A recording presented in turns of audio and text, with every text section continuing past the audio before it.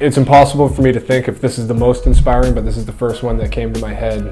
When I first got traded to the San Antonio Spurs, it was during the off season in '06, after my second season with the Toronto Raptors. And I wanted to get ready for training camp and make a good impression on my new ball club. So I got to San Antonio, 5 or 6 weeks before training camp. And at that time of year, it's really hot in San Antonio. It's like 105 degrees and humid every single day.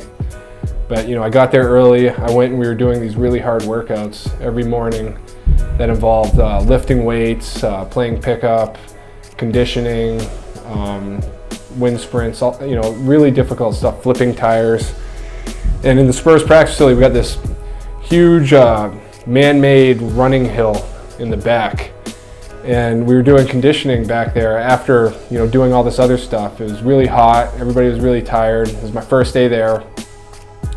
And I'm just thinking, this is mental. It's like, over a month to training camp and we're working so hard. And it's so hot and I'm tired and I'm going up this man-made hill that I've never even seen before. And I'm like, man, I don't know if I can do this. But, all I had to do was look behind me, because right behind me was Tim Duncan going through everything with us. Arguably the greatest power forward ever.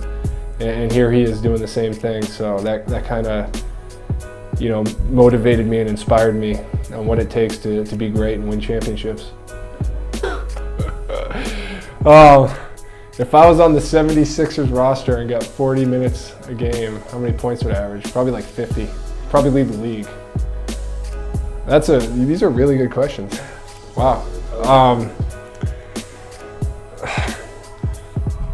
I was lucky my first year in the NBA. Like you said, I was one of the go-to guys on my college team. I actually played in Italy a year after I graduated from the University of Florida, and I averaged 20 points and 10 rebounds.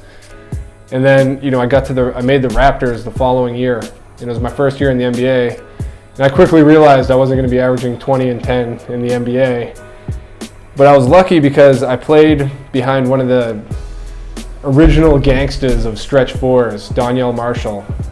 And he kind of took me under his wing and taught me how to, carve a niche out for myself in the NBA so I could have a long career, at doing a very specific role. And, I got to the Spurs and got to learn from another great one, Robert Horry, another great stretch four. So I kind of lucked out being able to learn from them what it takes to find that niche and have a career.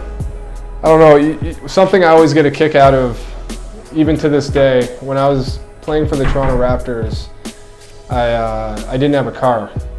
It was funny because, I had my driver's license, obviously, but I didn't have a car. I'd get around taking the public transportation, which is, the streetcars are painted red. People of Toronto call them the Red Rocket, and that's how I got my nickname in Toronto, the Red Rocket. And one of my teammates, his name was Pop Sal from the Senegal, had a Range Rover, but he didn't have a license. Don't even ask me why. But it was like the perfect match, because we lived in the same building and he had this beautiful car and no license, and I had no car but I had a license. So anytime we had to go to the airport, it's like a 35-minute drive from downtown in Toronto, I'd drive his car and we'd carpool together that way. It was kind of a symbiotic relationship, so I get a kick out of that. I'm 34, which for NBA years is kind of getting up there, so I've had to tone things down lest my body fall apart. In my younger days, in my prime, I'd work out really hard, 5-6 days a week, even in the off season. I always prided myself on hard work and trying to get better, and lifting weights, conditioning, and tons and tons of shots, obviously. Nowadays it's more in the pool, even yoga, I know, and trying to stay flexible and prevent injury and try to keep my body young. But I still shoot a lot. My normal routine, we have a shooting machine at the Spurs practice facility.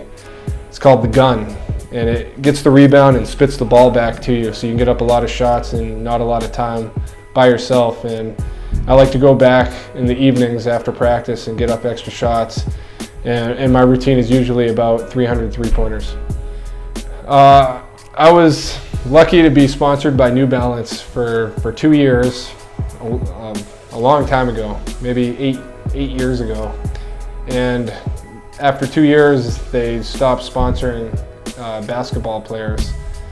But I really liked their shoe, so I had a small stockpile of their basketball shoes, and I just continued to wear them on my own, of my own accord. And so for the next, I guess, 6 years, I relied on the stockpile, and I'd wear New Balance basketball shoes, and I was the only person in the NBA, maybe the whole country, wearing these shoes, and everybody in the stands from opposing fans would make fun of me for wearing New Balances. You know, I didn't care. They were comfortable. Unfortunately, last season I ran out. My stockpile ran out. I had no more New Balances, and took to social media to plead for some other shoe company to sponsor me. And Adidas stepped up, so I wore Adidas last year, and that's my shoe moving forward. I'm very happy that they did that. Oh, wow. Playing in the Final Four my freshman year at Florida was a great experience. The NBA Finals, trying to compare the two is really difficult. The NBA Finals to me is more of like a war, and the NCAA is a battle. It's just one game. Anything can happen in one game. It's so much pressure. You got to be completely prepared and hope you have a good shooting night. Anything could happen. Whereas the NBA, at least you have a 7-game series, and not that you still it's still a lot of pressure. Every possession counts, but it's more of a war. It takes place over 2 weeks as opposed to just one night. That's the biggest difference.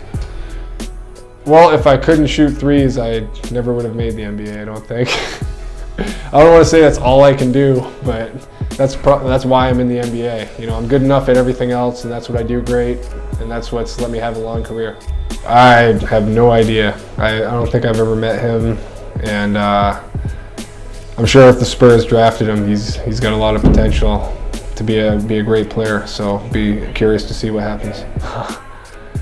I don't think there's any way I could get a British passport. I don't think I have any British. Although my grandfather was from Newfoundland, so that's kind of British. I don't know.